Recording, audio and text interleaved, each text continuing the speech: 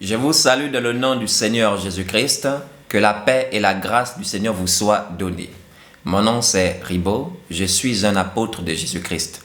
Et par la grâce du Seigneur, j'aimerais vous entretenir sur un thème important, la fin de la parole de Dieu, la famine d'entendre la parole de Dieu. En effet, nous remarquons sur la terre que les gens ont faim et même soif de la parole de Dieu. Et comment pouvons-nous expliquer cela? Alors, nous ouvrons Matthieu chapitre 4, verset 4 qui déclare ceci. Jésus répondit, il est écrit, l'homme ne vivra pas de pain seulement, mais de toute parole qui sort de la bouche de Dieu. L'homme ne vivra pas de pain seulement, mais de toute parole qui sort de la bouche de Dieu. Donc, je vis aussi de la parole qui sort de la bouche de Dieu. En effet, en l'homme, il y a l'homme extérieur et l'homme intérieur. Il y a l'homme physique et il y a l'homme spirituel. L'homme extérieur, qui est l'homme physique, vit du pain, de la nourriture charnelle. Mais mon homme intérieur, qui est mon homme spirituel, lui, il vit de la parole de Dieu. Alors, de la même façon que lorsque dans mon homme physique, mon homme extérieur, je ne mange pas du pain et je prends un coup physiquement et je sens que je ne suis pas en bonne santé, je ne suis pas bien portant. De même, en esprit, lorsque je ne suis pas nourri de la parole de Dieu, je ressens cette faim, je ressens cette soif, je sens que je suis malade. Et nous constatons aujourd'hui sur la terre que beaucoup de personnes, en particulier des chrétiens, souffrent de la famine spirituelle. Parce qu'une prophétie avait déjà été annoncée par le Seigneur et cette prophétie est en train de s'accomplir actuellement. Allons découvrir ensemble cette prophétie. C'est dans le livre du prophète Amos. Amos, chapitre 8, à partir du verset 11. Voici les jours viennent, dit le Seigneur l'Éternel, où j'enverrai la famine dans le pays, non pas la disette du pain et la soif de l'eau, mais la faim et la soif d'entendre les paroles de l'Éternel. Ils seront alors errants d'une mer à l'autre, du septentrion à l'orient. Ils iront çà et là pour chercher la parole de l'Éternel, et ils ne la trouveront pas. Cette prophétie, premièrement, s'adresse à Israël. Mais dans son second volet, ça parle également de l'Église. Il y a la faim, je parle ici de l'Église de façon universelle, il y a la faim et la soif aujourd'hui d'entendre la parole de Dieu. Il y a véritablement la famille. Oui, les Bibles sont partout, mais j'aimerais vous dire que la parole de Dieu n'est pas partout. Tout le monde aujourd'hui peut posséder la Bible, mais le fait d'avoir la Bible ne signifie pas que tu as la parole de Dieu en toi. Les Bibles sont partout, je le répète, mais la parole de Dieu n'est pas partout. C'est pourquoi dans Jean chapitre 1, verset 1, il est dit « Au commencement était la parole, non pas au commencement était la Bible ». Parce que la Bible, c'est justement la parole écrite de Dieu. Donc, cette parole qui est Dieu lui-même, on l'a mis à l'écrit, on l'a mis sur écrit sur du papier, selon que nous pouvons le lire dans Jean chapitre 20 à la fin du discours de l'apôtre Jean. Il dit qu'ils ont mis ces choses à l'écrit afin que nous croyions que Jésus est le Fils de Dieu et qu'en croyant nous ayons la vie éternelle. Mais la parole existe avant la Bible. Selon Apocalypse chapitre 19 verset 13, la parole c'est Jésus-Christ lui-même. Donc c'est Jésus-Christ qui est la parole qu'on a ensuite mis à l'écrit. Et donc le fait d'avoir cette écriture ne garantit pas toujours que tu as la parole de Dieu avec toi. Sinon, comment expliquer la faim et la soif d'entendre la parole de Dieu qu'il y a aujourd'hui? Pourquoi, avec la Bible que vous avez en main, vous vous trouvez obligé de m'écouter par exemple en ce moment? Parce que vous reconnaissez qu'en moi, il y a la parole de Dieu. Pourtant, vous avez une Bible. Est-ce que vous essayez de comprendre ce que je veux vous dire? Donc, comprenez qu'il existe réellement une famine aujourd'hui. Et cette famine n'est pas par rapport au fait qu'il n'y a point de Bible dans le monde. Mais cette famine, c'est le fait que la parole de la vérité est rare sur la terre. Parce que la Bible, en quelque sorte, c'est la parole de Dieu, mais scellée. Il faut maintenant celui que Dieu a ouvert l'esprit pour pouvoir comprendre cette écriture et vous donner l'interprétation exacte qui est la parole justement de Dieu qui ressort de cette parole écrite. Vous allez comprendre au fur et à mesure. Je prends Luc chapitre 24. Luc chapitre 24, écoutez ce que déclare le verset 44 et le verset 45. Puis il leur dit, c'est là ce que je vous disais lorsque j'étais encore avec vous, qu'il fallait que s'accomplisse tout ce qui est écrit de moi dans la loi de Moïse, dans les prophètes et dans les psaumes. Verset 45. Alors il leur ouvrit l'esprit afin qu'ils comprissent les Écritures. Donc nous voyons Jésus dire aux disciples qu'il fallait que s'accomplisse tout ce qui était dit de lui dans la loi de Moïse, dans les prophètes et les psaumes. Donc l'Ancien Testament, les Écritures en ce temps. Et maintenant, Jésus leur explique comment les Écritures rendaient témoignage de lui et après, il leur ouvre l'esprit pour comprendre les Écritures. Et c'est justement cette compréhension qu'on a des Écritures qui est en réalité la parole de Dieu. Ça, c'est la parole écrite ou la parole scellée, si vous voulez. Il faut maintenant que Jésus ouvre l'esprit pour comprendre ce qui est écrit. Et c'est le contenu, ce qui est compris, qui est en réalité la parole de Dieu. C'est pourquoi je venais de vous dire que les Bibles sont partout, mais la parole de Dieu n'est pas partout. Donc la compréhension ou encore l'interprétation exacte des Écritures, c'est pas partout. Parce que le monde aujourd'hui est envahi par les faux prophètes, les faux docteurs, les faux pasteurs qui distraient les chrétiens et qui n'apportent pas le vrai pain, qui n'apportent pas la parole authentique de Dieu. Et ça fait que les hommes ont soif et faim de la parole, selon que nous avons lu dans Amos chapitre 8, verset 11 jusqu'au verset 12.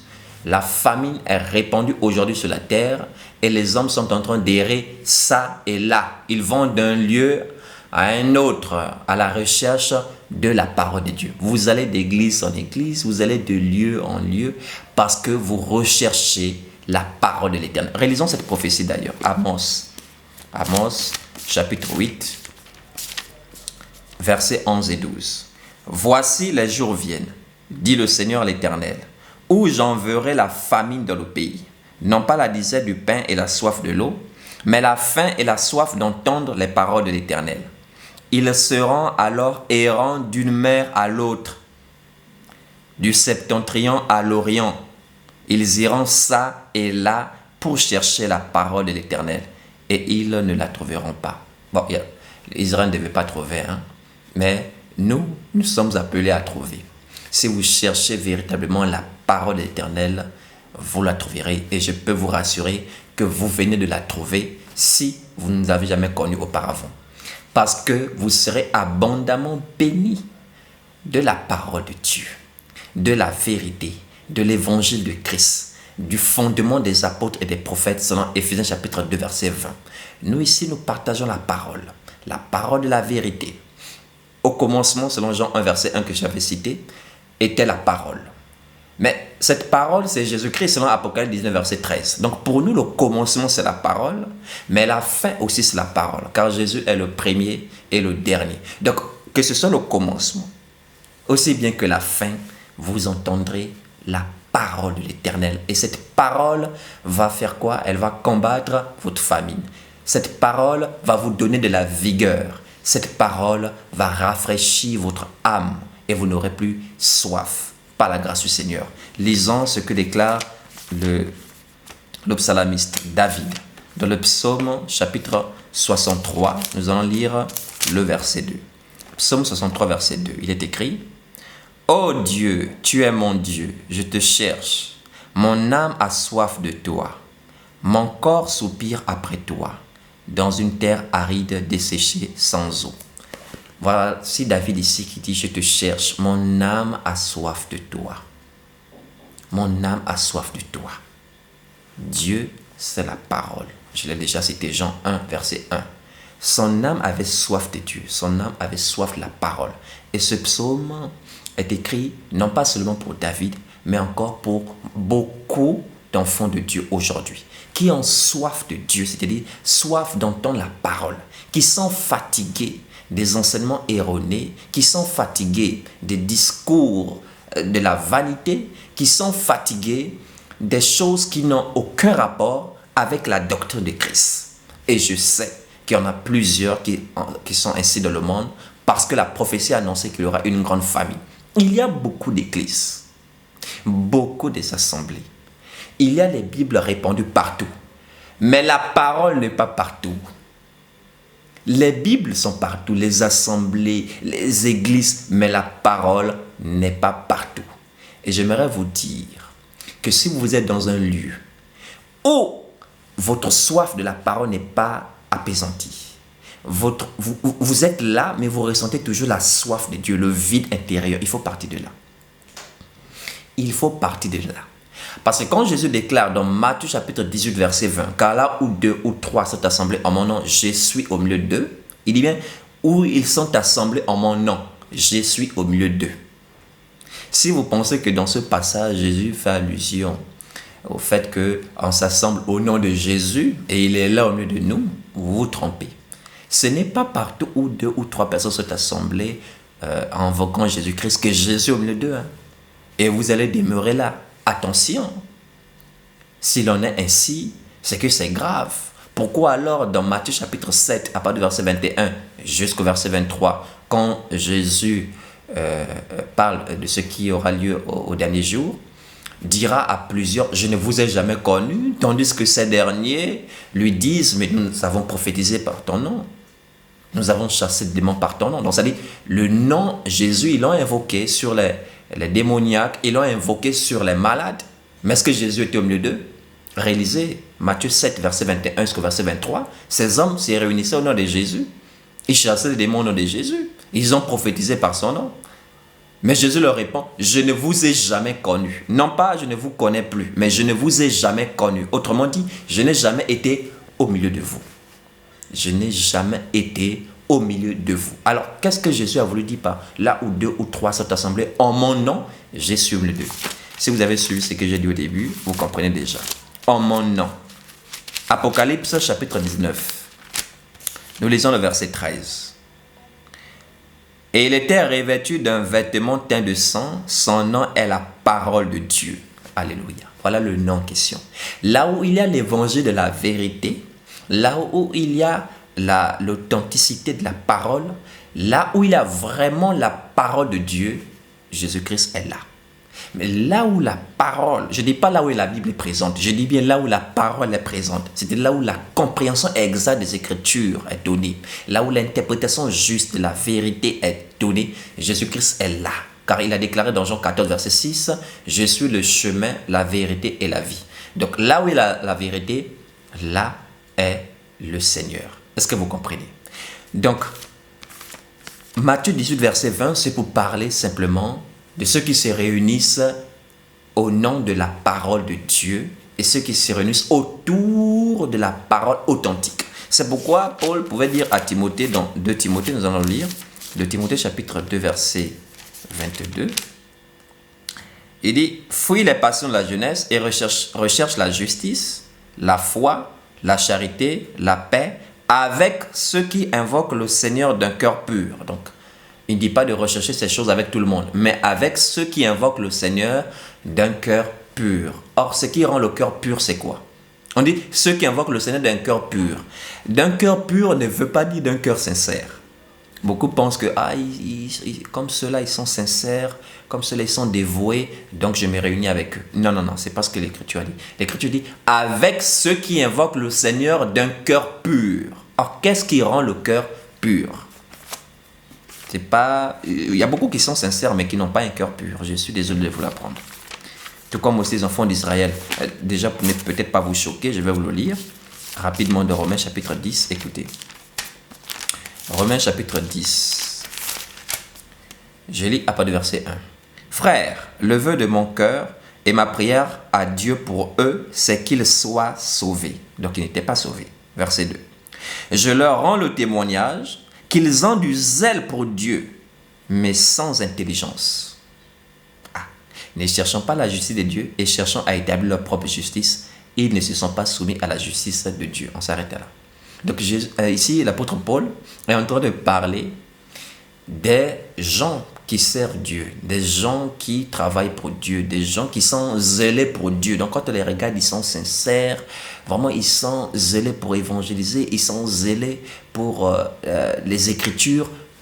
Ils ont du zèle pour Dieu, mais ils n'ont pas l'intelligence. On parle ici de l'intelligence spirituelle pour comprendre la justice de Dieu. L'intelligence spirituelle, c'est-à-dire pour comprendre la parole de Dieu.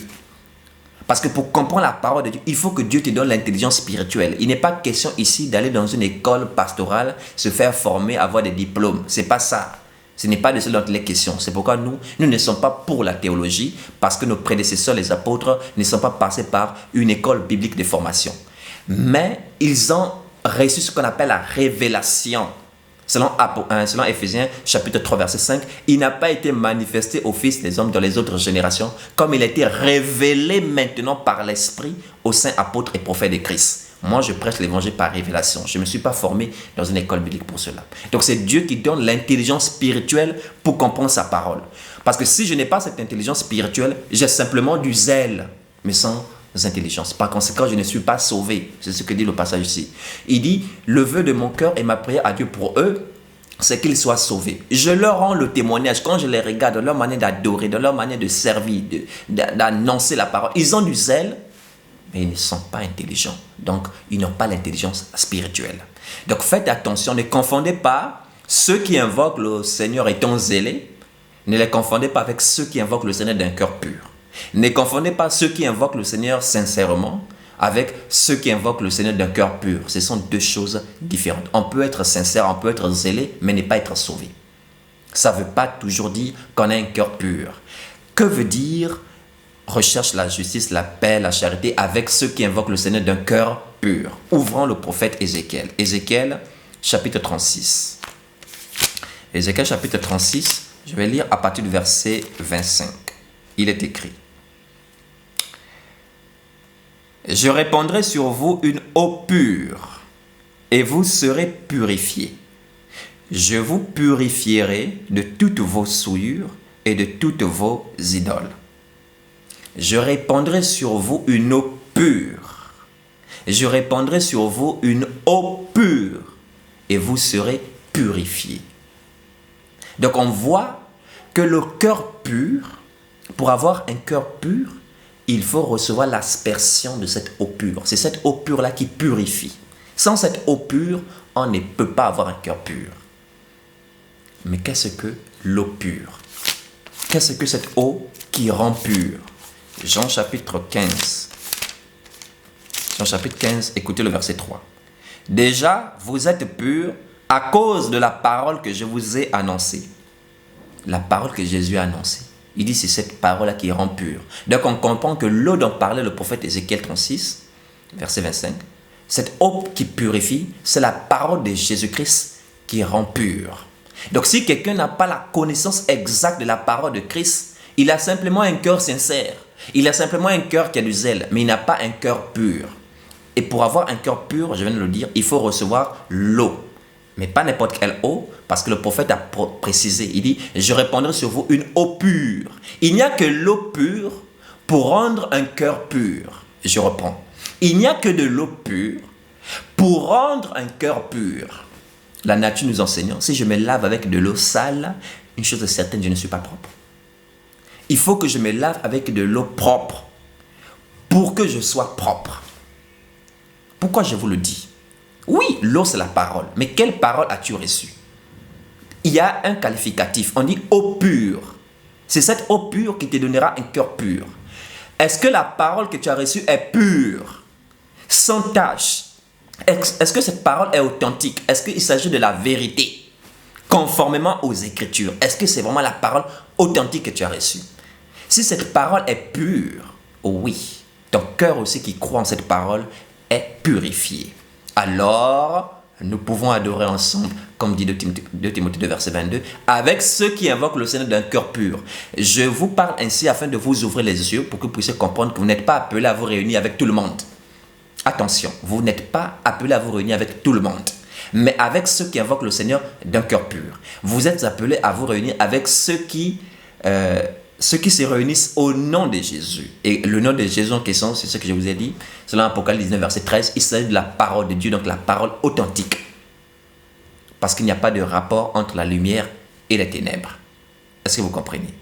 Donc, si vous êtes dans un lieu où vous ressentez le vide intérieur, malgré les années que vous y avez passées, mais vous êtes toujours ignorant en ce qui concerne la connaissance. Vous n'avez pas la maîtrise, vous n'avez même pas les bases de la connaissance de Dieu. Ah, faut pas être là. Ou au pire encore, vous êtes sur le chemin de l'égarement. On vous enseigne des choses qui n'ont rien à y voir avec l'authenticité de la parole. On prend des passages qu'on déforme le sens. Parce que pour nous, c'est l'écriture qui interprète l'écriture. Vous avez vu comment j'ai pris Ézéchiel 36, 25 et j'ai pris Jean 15, verset 3 pour expliquer. Vous avez vu comment j'ai cité Matthieu 18, verset 20 et j'ai pris Apocalypse 19, verset 13 pour expliquer. Pour nous, c'est la parole qui explique la parole. Ainsi, ça nous permet de rester dans cette eau pure pour que nos cœurs soient toujours purs. Car il est écrit dans Matthieu 5, verset 8, « Heureux ceux qui ont le cœur pur, car ils verront Dieu. » Ce n'est pas tout le monde qui verra Dieu. Matthieu 5, verset 8. Ce n'est pas tout le monde qui verra Dieu. Ne blaguez pas avec la parole. Matthieu 5, verset 8. Heureux ceux qui ont le cœur pur, car ils verront Dieu. Matthieu 5, verset 8. Or, ce cœur pur, je venais de vous le dire, c'est la parole pure qui l'accorde. Donc, si vous êtes dans un milieu où vous avez la faim, la disette de la parole, la soif, il n'y a rien. Le prédicateur parle, il n'y a rien. Il faut sortir de là. On les appelle les nuées sans eau. Je vais vous expliquer quelque chose. Je prends d'abord le psaume chapitre 1. Le psaume chapitre 1, je vais lire à partir du verset 1. Heureux l'homme qui ne marche pas selon le conseil des méchants, qui ne s'arrête pas sur la voie des pécheurs et qui ne s'assied pas en compagnie des moqueurs, mais qui trouve son plaisir dans la loi de l'Éternel et qui la médite jour et nuit. Il est comme un arbre planté près d'un courant d'eau, qui donne son fruit en sa saison, et dont le feuillage ne flétrit point. Tout ce qu'il fait lui réussit. Il n'en est pas ainsi des méchants. S'arrête là. On compare un homme, on dit un homme qui trouve son plaisir dans la loi de l'Éternel. La loi de l'Éternel, la parole de Dieu. Un homme qui trouve son plaisir. Où est ton plaisir? Un homme qui trouve son plaisir dans la loi de Dieu, dans la parole de Dieu. On compare cet homme à un arbre. Donc, spirituellement parlant, nous sommes des arbres. Cet homme qui est rempli de la parole, on le compare à un arbre planté près d'un courant d'eau. Et parce qu'il est planté près d'un courant d'eau, il est alimenté par cette eau-là. Et ça fait qu'il puisse rendre son fruit en sa saison. Ça fait qu'il ait des bons fruits en abondance. Attention, ce que je suis en train de dire. Un arbre qui n'est pas planté près d'un courant d'eau aura des problèmes à rendre ses fruits convenablement. Or, je venais de vous dire, l'arbre, c'est nous spirituellement. Écoutez, Jean-Baptiste a déclaré ceci dans Matthieu chapitre 3. Dans Matthieu chapitre 3, verset 10, il dit « Déjà la cognée est mise à la racine des arbres. Tout arbre, donc, qui ne produit pas de bons fruits sera coupé et jeté au feu. » Tout arbre qui ne produit pas de bons fruits sera coupé et jeté au feu. Or, nous venons de voir, selon le psaume 1, 1 à 3, que pour qu'un arbre produise des bons fruits, il doit être planté près d'un courant d'eau. Or, l'eau, nous l'avons déjà vu selon Ézéchiel 36, verset 25, il s'agit de l'eau pure. Or, cette eau pure, nous l'avons déjà vu selon Jean 15, verset 3, c'est la parole de Jésus-Christ, la parole qu'il a annoncée. Et je vais encore vous donner une autre référence biblique pour que vous puissiez comprendre que la parole de Dieu, c'est cela l'eau spirituelle. Deutéronome, chapitre 32. Deutéronome, chapitre 32. Deutéronome, chapitre 32. Je vais lire le verset 2. Que mes instructions se répandent comme la pluie, que ma parole tombe comme la rosée, comme des ondées sur la verdure, comme des gouttes d'eau sur l'herbe. Vous voyez, on compare la parole de Dieu à des gouttes d'eau. On la compare à la pluie. On la compare à la rosée. Les instructions de Dieu, sa parole, ses instructions, ses enseignements, c'est cela la rosée, la pluie, les gouttes d'eau. Donc l'eau, c'est la parole. Si ton âme a soif de la parole, ton esprit ne te ment pas. Tu es au mauvais endroit. Il faut maintenant que tu recherches la parole de Dieu. Parce que c'est la parole qui est cette eau spirituelle qui va rafraîchir ton âme. Tu as soif, tu as faim spirituellement, tu as besoin de la parole. Spirituellement parlant, tu es un arbre. Et Jean-Baptiste déclare qu'un arbre qui ne produit pas de bons fruits sera coupé et jeté au feu. Autrement dit, ira à la perdition. Or, pour produire de bons fruits, il faut que cet arbre soit planté près d'un courant d'eau. Et cette eau, c'est la parole. Tu as besoin de la parole de Dieu. Tu as besoin des ouvriers qui t'enseignent la vraie parole. Tu n'as pas besoin de faux docteurs, de faux prophètes, de faux pasteurs, parce que ceux-là sont des nuées sans eau. Je venais de vous dire ici les instructions. On dit, ces instructions se répandent comme la pluie. Je reprends le temps 32, verset 2. Que mes instructions se répandent comme la pluie. Or, qu'est-ce qui relâche la pluie? Ce sont les nuages, qu'on appelle encore dans la Bible les nuées. Je suis un nuage. Ouvrons ce que déclare Jude. Lorsque Jude parle des faux docteurs. Écoutez ensemble. Pierre aussi parle de cela. Prenons ensemble ce que déclare Jude. Jude, nous allons prendre à partir du verset 12. Ce sont des écueils dans vos agapes, faisant imprudemment bonne chair, se répétant eux-mêmes. Ce sont des nuées sans eau, poussées par les vents, des arbres d'automne sans fruits, 2 fois morts déracinés. Donc, le contexte ici, Jude est en train de parler des faux ouvriers de Dieu. Et il dit ici que ce sont des nuées sans eau. Vous voyez, quand il y a souvent un nuage qui commence à devenir sombre, on a la sensation qu'il va pleuvoir et après, plus rien. Il s'agit des faux prophètes, des faux pasteurs, des faux apôtres. Quand vous les regardez d'apparence, ils ressemblent à des personnes que Dieu a envoyées, qui ont la parole de Dieu. Mais quand vous les écoutez attentivement, vous vous rendez compte qu'ils sont vides. Ils sont des fontaines sans eau. Ça, c'est ce que dit Pierre aussi. Ce sont des fontaines sans eau. Ici, Jude nous fait comprendre que ce sont des nuées sans eau. Ce sont des faux nuages. Voilà, ils sont là juste pour vous distraire. Ils vous donnent l'impression qu'ils ont de l'eau, mais ils ne l'ont pas.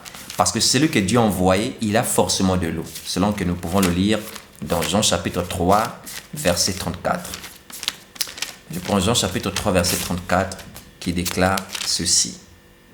Car celui que Dieu a envoyé dit les paroles de Dieu, parce que Dieu ne lui donne pas l'esprit avec mesure. Celui que Dieu a envoyé dit les paroles de Dieu. Celui que Dieu a envoyé est une nuée, dont le Seigneur a lui-même ouvert l'esprit, selon que nous l'avons lu dans Luc 24, verset 45. Et parce qu'il a l'esprit ouvert pour comprendre les Écritures, il peut décoder ce qui est écrit pour ensuite ressortir la parole qui est justement enfouie dans cette Bible. Le mystère, il va révéler cela. Et cette révélation, c'est cela la parole de Dieu. Donc, c'est une nuée qui relâche la pluie. Qui relâche la pluie. Et cette pluie qui est l'eau pure, elle vient quoi? Rafraîchir votre âme. Cette pluie qui est l'eau pure fait quoi? Ça alimente l'arbre que vous êtes. Et parce que vous êtes en connexion avec cette eau, vous produisez de bons fruits. Donc, ne soyez pas des arbres qui sont plantés dans un désert. Sinon, vous aurez des problèmes à produire des fruits. Et si vous ne produisez pas ces fruits, vous serez coupés, jetés au feu. Mais soyez comme des arbres du jardin d'Éden. Ah oui.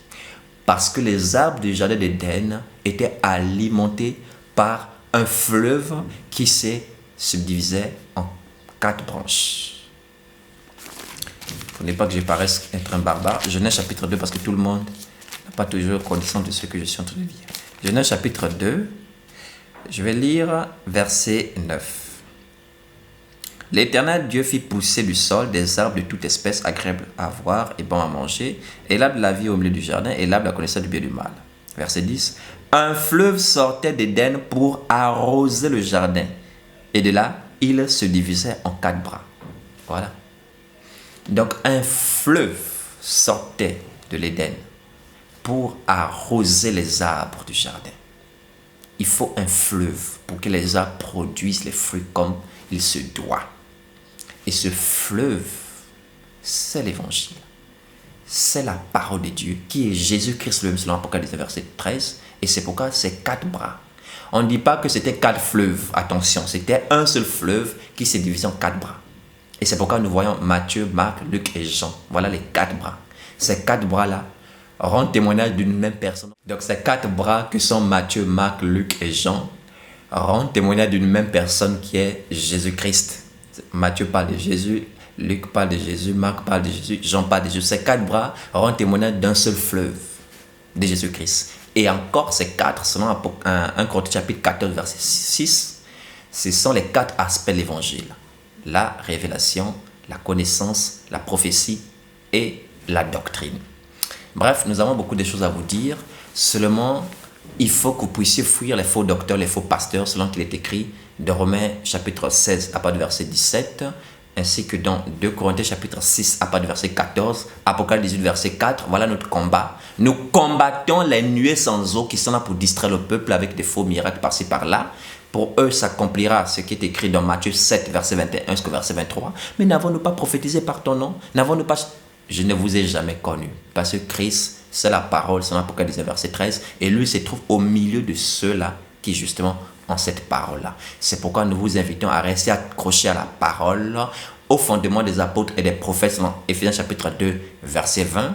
Car celui qui rejette les apôtres rejette Jésus-Christ, selon Luc chapitre 10 verset 16. Et en demeurant sur ce fondement, vous serez abondamment bénis.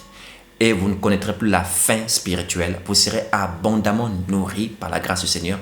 Et vous ne connaîtrez plus la soif spirituelle parce que vous serez abondamment alimentés par la parole que Dieu nous révèle à travers les Écritures que nous décodions par sa grâce. Que Dieu vous bénisse abondamment. Soutenez-nous dans vos prières. Soutenez également nos ministères par vos biens matériels et financiers. Et Dieu vous le rendra au centuple.